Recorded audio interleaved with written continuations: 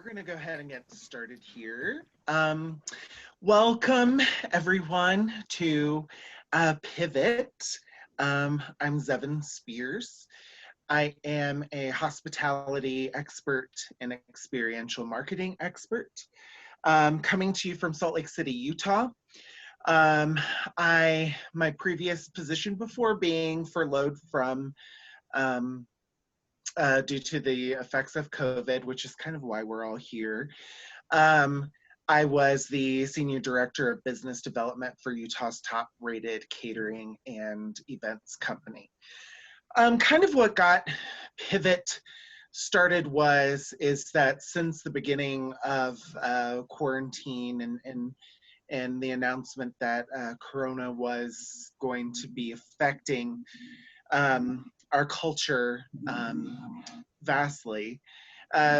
Marty is a good friend of mine and a longtime colleague together. We worked in Washington, D.C. together.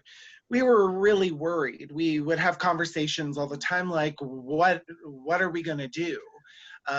Marty, what is my business going to do? What does this mean for me? And for me, although that I, at that time, was working for a small business, I was an executive in the company. And I have an entrepreneurial spirit, and I've done consulting in the past before, and I have a very strong personal brand that I bring to every company that I work for. And I was asking the same question, what are we going to do? How do we pivot our brands to still be successful during and post COVID-19? How can we make the decisions and the choices that will better us through this situation, but then also add to our brands long after COVID-19 is over? Because that's what we all want. We all want to be here for many, many years. We want to get past this. So that's kind of where Pivot came from. We just kind of wanted to gather all of our friends and colleagues and even new friends together to help each other, because as an entrepreneurial spirit group, collaboration really is at the core of what we do, because oftentimes it's only you making the decisions and you rely so much on your colleagues and friends in the industry to help you. So we're just really happy that you're here. It's going to be a fantastic day. Lots of fun, lots of learning, lots of really wonderful experiences that we're going to get to share with each other. And hopefully this escape from everything that's going on right now outside will bring you back to your world with the tools that you need to answer some of those questions that Marty and I have been asking this whole time, and help prepare you to conquer the adversity that's coming with Corona now and then after. Also, regardless of Corona, maybe you're dealing with something personally. Hopefully the things that you learn here can help you in all aspects of your life, not just in your business. So I'm so happy that you're here. I do have to say, I apologize if my dogs start barking or anything like that through the day, but we're just so excited. So, and I'm gonna hand it off to Marty. Hi, everybody. My name's Marty. I'm really excited for today. I think we've said excited 1,000 times already, but that's literally how we're feeling about this.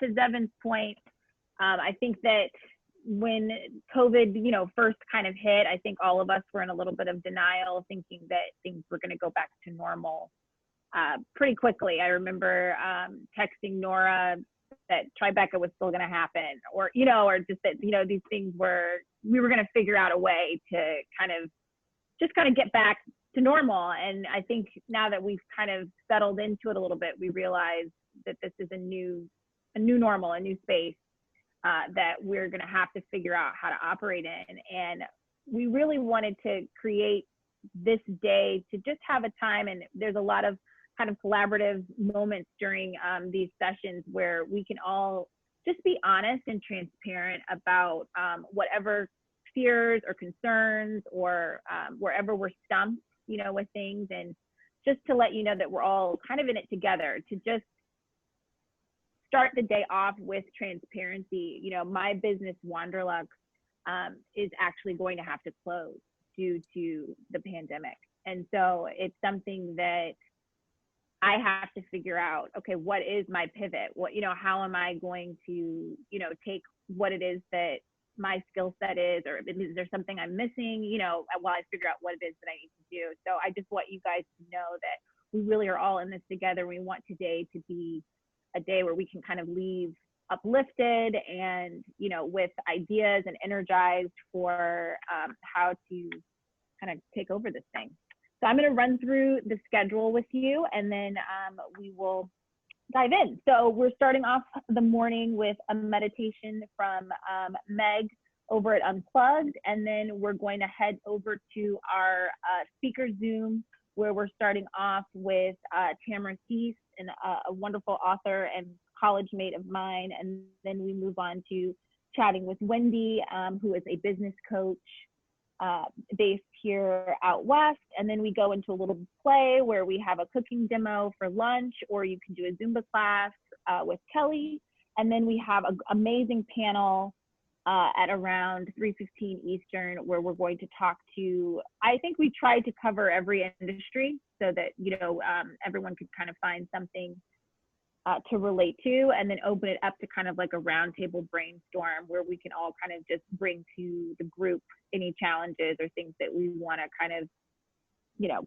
talk amongst each other. And then we close it out with a really fun mixology session that leads into a happy hour with the DJ, so that we can just kind of relax and get to know each other a little bit more. Okay, so I want to talk to you just a little bit about Meg while we wait for her to come on. Meg, she practices, I don't know how many of you guys are into meditation. I definitely have the Calm app that I open up every morning to try to like de-escalate myself before the day begins. But Meg practices a mantra meditation called Primordial Sound. So for those that are meditators, you might know what that is, but she was working for Deepak Chopra's Wellness Center, and she completed an intensive certification which teaches this primordial sound, and it includes a process of teaching people their own kind of personal mantra. And so that's what it really like focuses on for you to kind of take that with you into your kind of like day in life. And so she works with larger groups, does individual sessions. And so I think it's going to be really awesome what she brings us today for this first 30 minutes together to kind of get us all centered and on the same page. So we're just standing by for her to hop in, which will probably be in about 5 minutes. If you wanted to get water or anything like that, you can, where she gets you. So hello again, very official hello. This begins the official meditation portion of our event. So welcome. Thanks for having me. As someone who has been, you know, kind of like a wellness entrepreneur for the last, gosh, what feels like a bajillion years, but probably more like 7. I am really excited to just like talk really briefly about meditation and why it's such a game changer. It's always been in my life since I started my own business, and since I had to be kind of constantly pivoting way before this like massive pivot that we're all in right now. And there are a few ways that meditation has really changed how I navigate uncertainty and why I'm able to be comfortable despite massive discomfort, despite massive amounts of unknown. And so I thought I would just touch on a couple of those just to give you guys some tangible kind of context for why we're doing this and why I hope you'll continue to do this. The first of which is that, of course, when we are looking at creating a shift, when we're looking at, you know, being flexible and malleable and pivoting, we need to be in our most creative response. And when we are stressed, it's not that we're not good at being creative, it's physiologically pretty impossible for us to be in a creative response, for us to look at things from a place of less reactivity, because what's happening within our body is a literal reactive response. So one of the things that meditation does, when you are meditating, you go into a response that is the exact opposite of that stress kind of fight flight response, which we go into all the time, really unnecessarily, sometimes necessarily, but most of the time, really unwarranted situations prompt that very reactive fight flight. And when you go into that fight flight response, your body literally recognizes whatever's happening, which is usually a thought in our mind about the future. Your body recognizes that as a threat to your survival and kicks in to keep you alive, which again, when necessary, super helpful, super down with fight flight response. But when it's not necessary, all of the non-essential systems in your body just turn off for a little while, for a few minutes. Your immune system, your growth hormones, your sex hormones, your body is flooded with all of these things to keep you really reactive and alive in this moment. Again, most of the time not necessary. So when we have fear-based thoughts about what might happen or what might not happen, when we go to that place in our mind, that's how your body recognizes that thought pattern as a stress and as a threat. And so if you can get better at maintaining a little bit more agency over where your mind is going, and also counter that with doing things like meditation to keep your body more responsive and less reactive, you will maintain access to those parts of your brain that can help you think your way creatively through an obstacle, through a challenge, through a next step. It's one of the biggest things that I've been talking about recently with people that have their own business. So number one, that's absolutely why I really want you to start doing this just a little bit every day if possible. The second thing is notice, I would like to think of thoughts as like energetic equity. Every single thought you have is like a tiny little bit of equity that you are investing in something. Your thoughts are really powerful. The thoughts that you have are the building blocks of your life, of your reality. And you don't have to believe every thought you have. You don't have to empower every single thought you have to become a word that you're speaking, an action that you're taking. Every thought doesn't have to become part of the story that you're telling yourself, which is then going to affect how you're feeling and how you are kind of showing up in your life. So one of my quick, that I'm just going to teach you really quickly, techniques that I use when I am going down the rabbit hole, because we all go down the rabbit hole, and especially when there are very seductive, situations that we find ourselves in, like, I don't know, a global pandemic, it's easy to go down a mental rabbit hole of what's the worst that could happen. Because I find, and I've been meditating for 12 years, I find that when I let my mind wander, especially when I'm in any kind of fear-based state, even just a little bit, my mind doesn't automatically go to, well, what's the best that could happen? I never start obsessing about how great everything is working out and about how much money I'm going to have and those aren't the things that I worry about. I don't think anyone does, unless if you do, you should leave this call because you're good. You should probably be teaching this meditation. But most of the time, and that's partly hardwired within us to look for the threat, to look for what might happen so that we can prepare. So it's not all your fault, just a little bit your fault. So one of the things that I like to do is take 16 seconds, really helpful, just pattern interrupt, to bring yourself back to where you have control over where your attention is. So let's just try that really quickly. This isn't the longer meditation. We're just going to do a quick one here. So just close your eyes for a minute with me though. And just bring to mind one unhelpful thought. It doesn't need to be the big one, although it could be. One thought that you wish you could just stop thinking. We've all had that thought where it's like, I wish I could just let go of this thought and I just can't. So bring in one of those.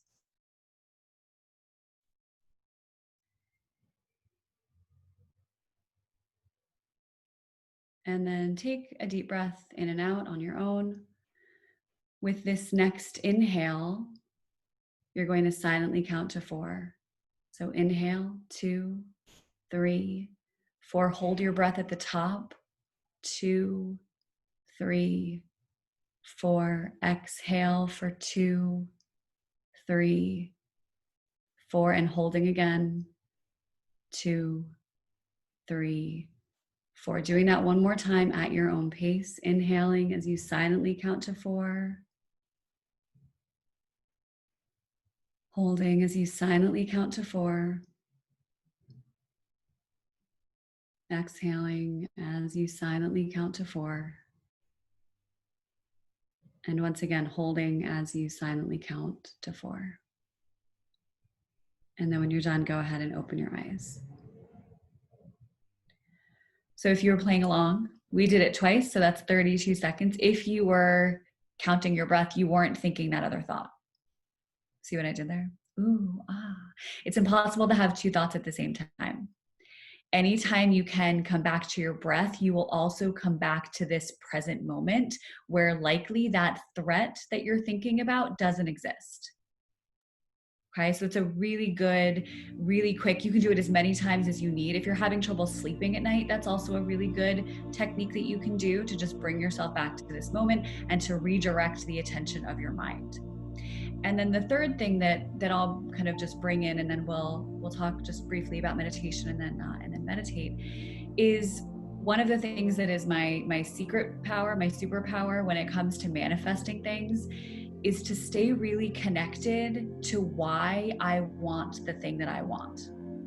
I think it's really easy to get attached to, this is what I want to see at the end of this road, or that the destination that I'm working toward, the goal. I am all for a goal, but the most important, the most potent part of that goal and that desire is why you want the thing you want. And I will tell you that on paper, the things that look really impressive, just for a second here, about my career, about what I've manifested, the things that look really impressive, I had very little to do with in an external way. So I wrote a book that came out a year ago. I'm not a writer.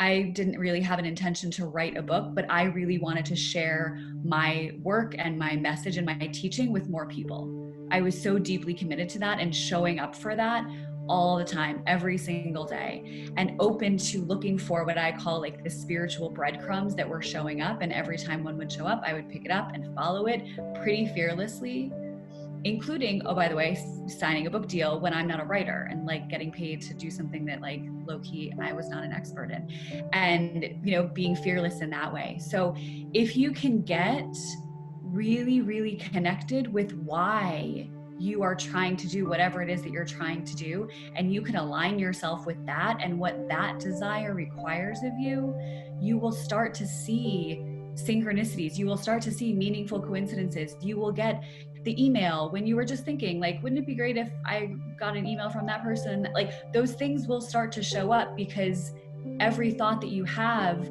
changes your energy. Not to get too like esoteric for 8 and 11 a.m., but every thought that you have changes your frequency. And the more that you align your frequency with the frequency of your desire, the more you will start to see those things come to you to help you co-create what it is that you're wanting to see.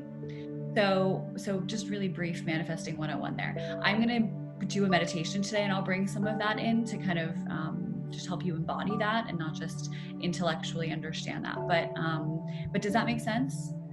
That feeling connected to why you want what you want, and letting go of the specifics. I'm also a really big, the New Yorker in me. I'm from New York, which is why I have to meditate for a living full time, all day, every day. But the New Yorker in me also does really well with the idea and the remembrance. And I remind myself of this all the time. The thing that I want is out there, whether it's the money or the opportunity or the gig or whatever it is. It's really none of my business how it finds its way to me. The mechanics of its creation are none of my business. And I really like humble myself a lot with that remembrance, because it's easy to want to get attached and involved in every aspect of every moving part until it arrives to you. And really, it's none of your business until it gets to you. Your business is you and what's happening inside of you, how you're thinking, what you're doing with your words and your actions, what you're fueling. All of that is your business. And then how you respond to what comes at you, that is your business. Everything else, not your business. best and worst news ever, because it's fun to try to control the things that we have no control over. But when you can get comfortable kind of resting in that uncertainty, you let go of needing to try to do that. So let's bring some of that into meditation.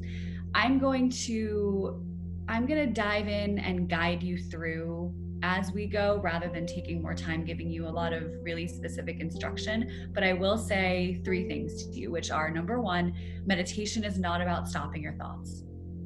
Best news ever, right? Meditation is not about stopping your thoughts. So many people say that to me. They say, oh, I've tried to meditate and I can't silence my mind. So I can't meditate.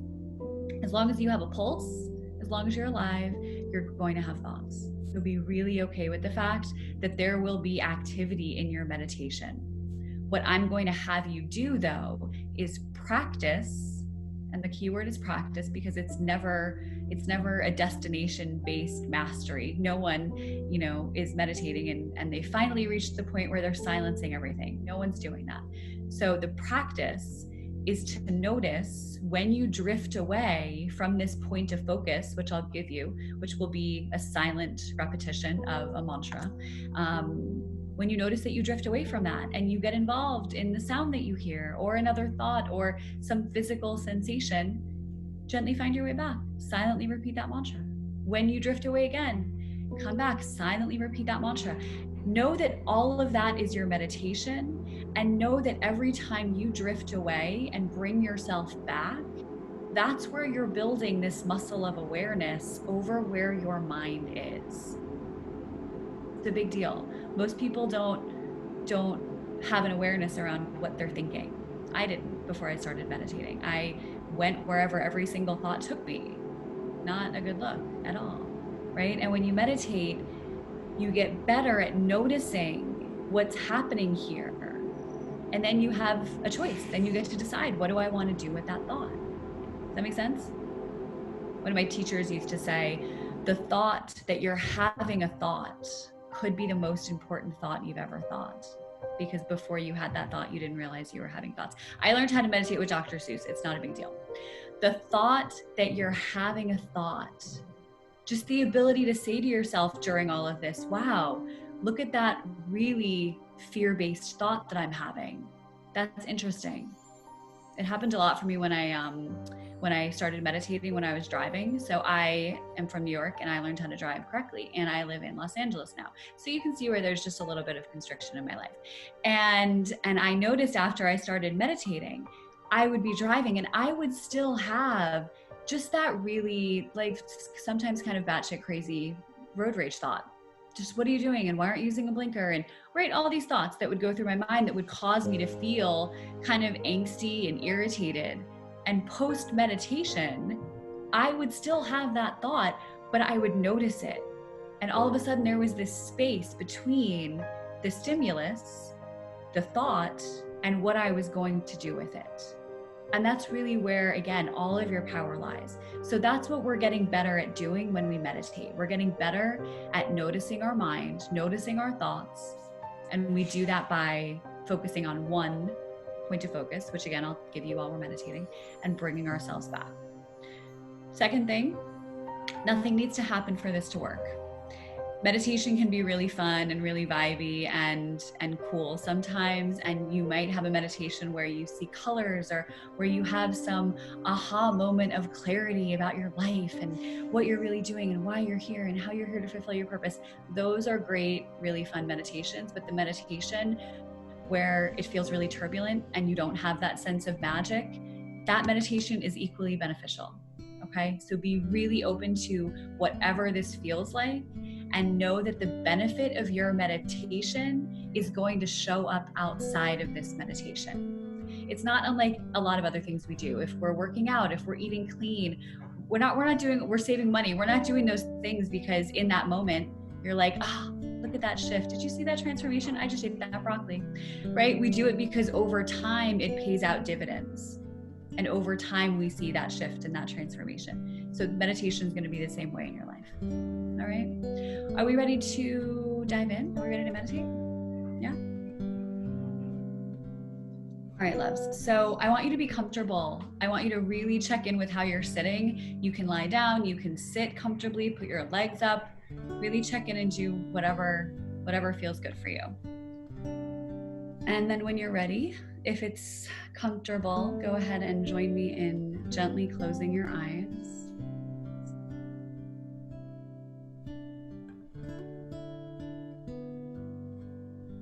And let's start by taking a few deep breaths together. Long, slow inhale through the nose. Open mouth, audible exhale.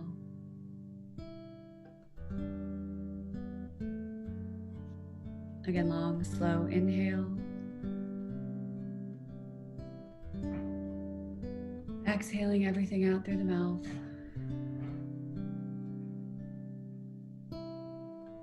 Long, slow inhale. Pausing at the top of this breath, holding for 4, 3, 2, sighing everything out.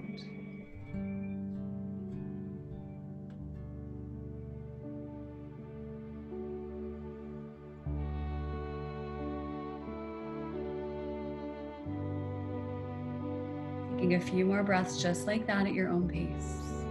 Long, slow inhales, pausing at the top before exhaling out.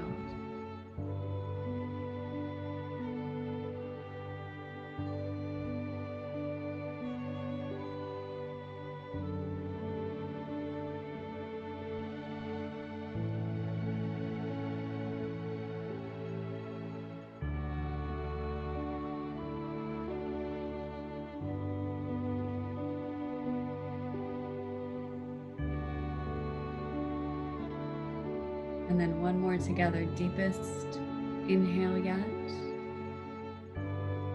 Pause at the top, 4, 3, 2, seeing if you can't sip in a little more air, and sighing everything out.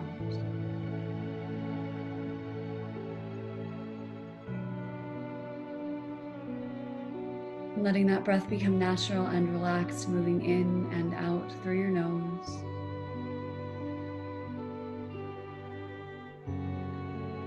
Those last few breaths that you just took already started to calm your nervous system. It already started to send a message to your brain that you're safe, that you're not in danger, that it's okay to relax.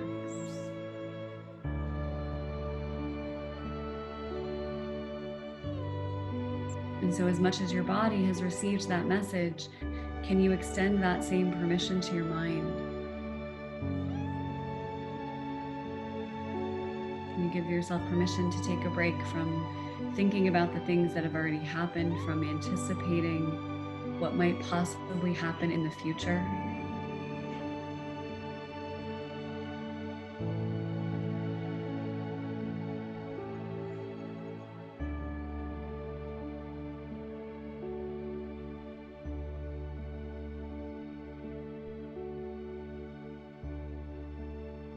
Can you practice just being here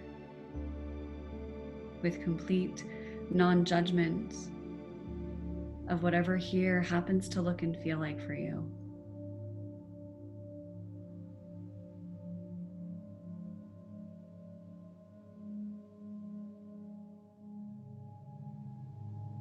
Checking in with your body, noticing if it's possible for you to relax just a little bit more. Scanning from the crown of your head down through the bottoms of your feet. Looking for any crevices that may be housing concern, worry, stress.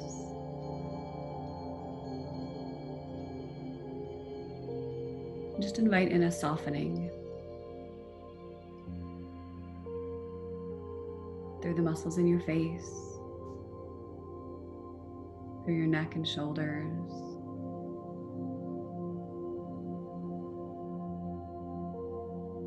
down through your feet.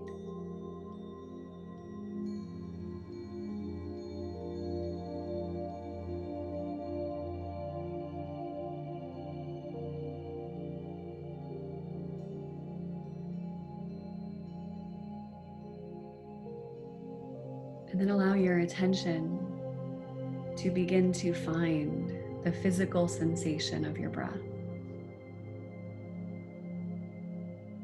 Begin to notice where you feel that breath in your body, your nose and your chest, your abdomen. Notice where you feel that ebb and flow of life moving through you.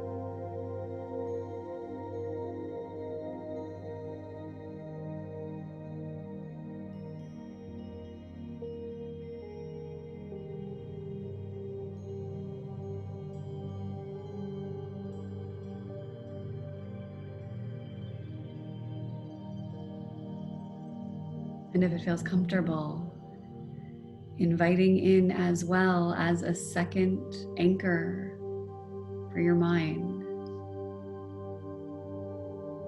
the repetition silently of the mantra Soham, which distills down to the essence I am. As you inhale, silently repeating So. As you exhale, hum.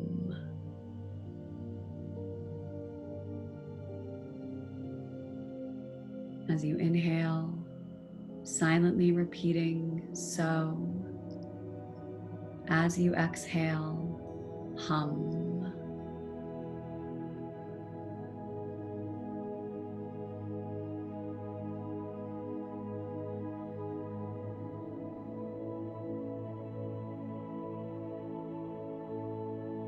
Knowing that it is in the nature of your mind to wander.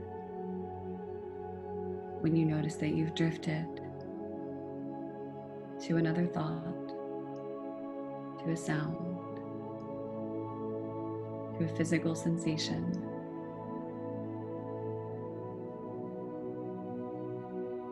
just notice where you've gone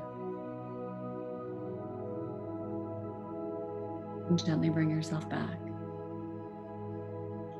Inhaling So, exhaling hum.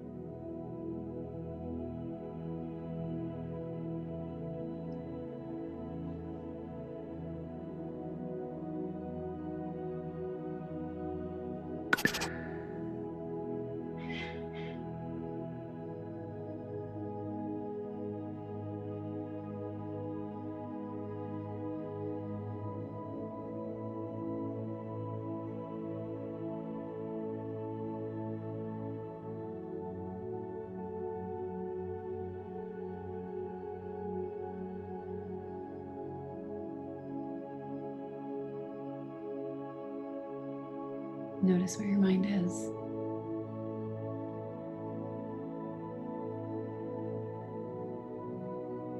Keep finding your way back. So hum.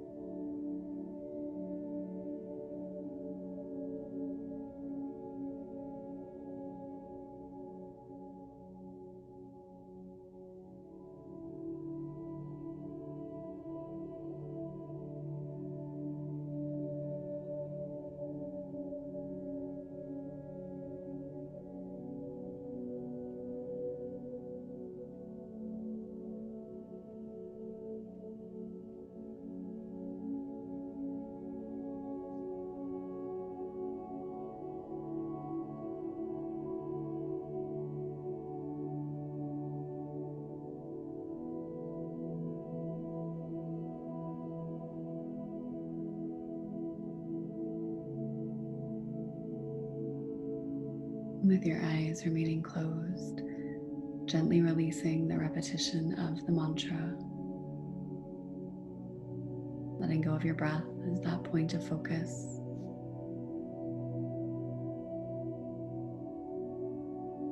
And begin to gently ask yourself the question, what do I want? What do I really want? Materially, physically, mentally, emotionally.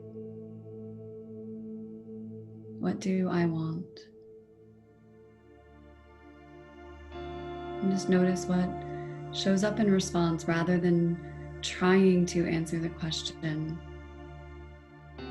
Ask the question and listen. What do I want?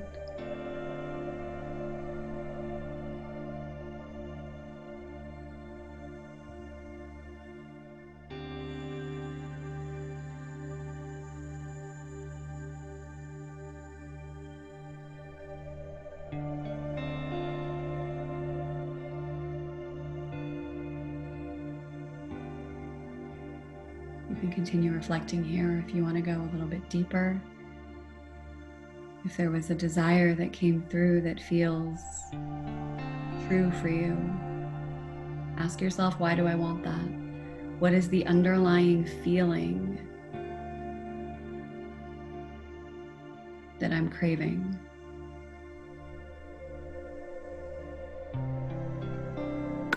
Why do I want what I want? What is that underlying feeling?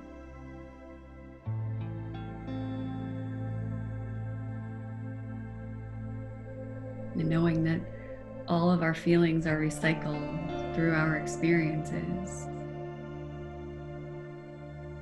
Can you take just one more moment here, inviting in that feeling?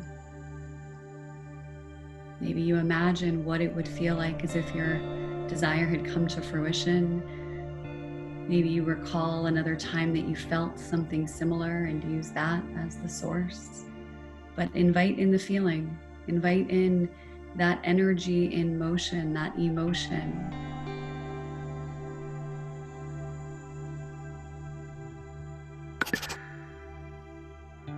And stay connected to it for a minute here. Knowing that as you're doing this, your entire being is becoming a magnet for anything that supports that feeling, for anything that is in that same frequency. At this moment, there are things around you beginning to awaken and activate. At this moment, the universe is already beginning to co-create and work out the details for the manifestation of that desire.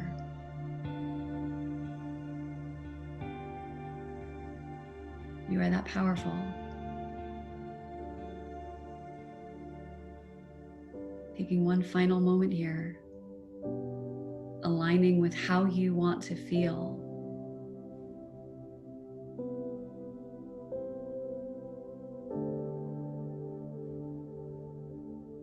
And inviting in the intention, if it feels comfortable, to show up for that desire with the thoughts you believe, with the words you speak, and with the actions that you take.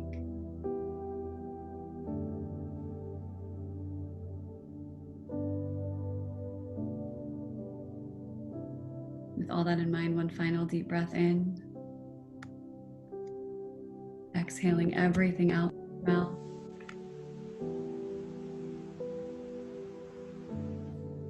Getting to let your senses come back online.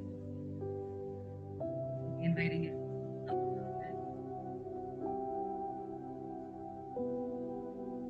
And when you're ready in your own time, allowing your eyes to open up.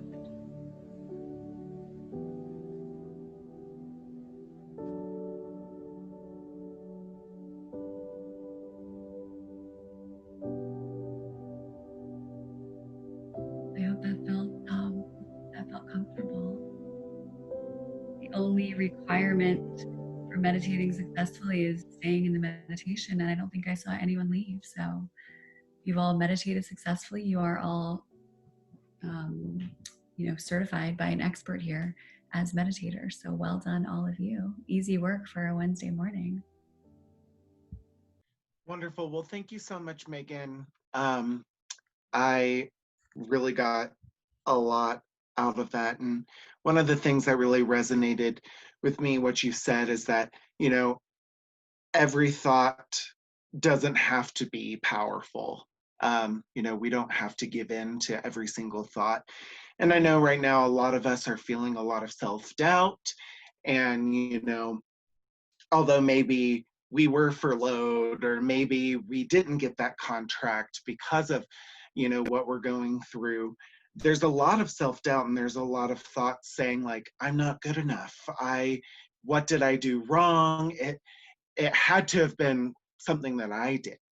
And, we just, especially for me, we really need to not dwell on those thoughts and realize that there's something bigger at work here playing, and that we don't have to give that that power. So thank you so much, Megan, for being with us today. And I know that what we've learned here will help us kind of guide us through the rest of the day, learning and collaborating with one another, but then also after this to kind of use it as a tool to help us